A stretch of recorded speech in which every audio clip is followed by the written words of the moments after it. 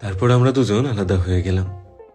হয়তো ভীষণ ব্যস্ততা কিংবা ভুল বোঝাবুঝির মিথ্যে রেস বাড়িয়ে দিল আমাদের মাঝের দূরত্ব।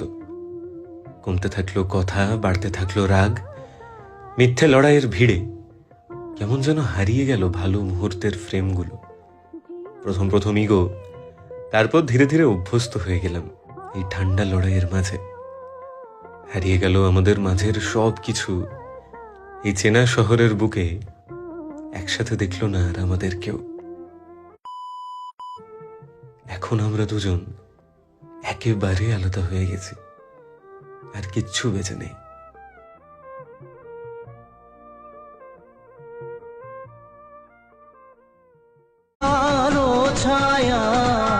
আমি তো প্রথমেই বলেছিলাম ছেড়ে গেলে তুমিই যাবে, আমি না।